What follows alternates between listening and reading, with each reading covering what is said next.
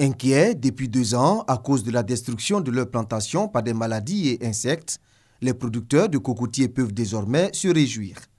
Des chercheurs du Centre national de recherche agronomique CNRA ont mis au point des procédés. Le but, réduire les pertes dues au jaunissement des feuilles du cocotier. On a travaillé sur la protection des cocotiers contre le ravageur pseudotératide dévastante qui peut provoquer une perte de production jusqu'à 80%.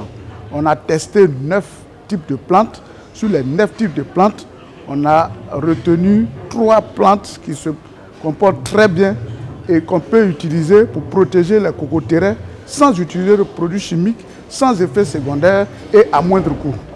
On a travaillé également dans le cadre de la lutte contre la maladie qui est en train de dévaster toutes les cocotiers dans le département de Grand Laou.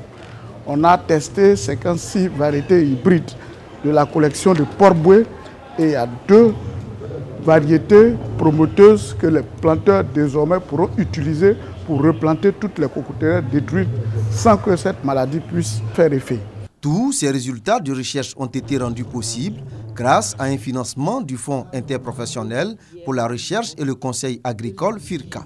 Que les producteurs de cocotiers vraiment s'imprègnent de tous ces résultats et se les approprient. Aujourd'hui, on conseille aux producteurs d'éviter de transporter du matériel végétal d'un champ infesté vers un autre champ sain. Il faut également bien entretenir sa plantation pour éviter la propagation de la maladie.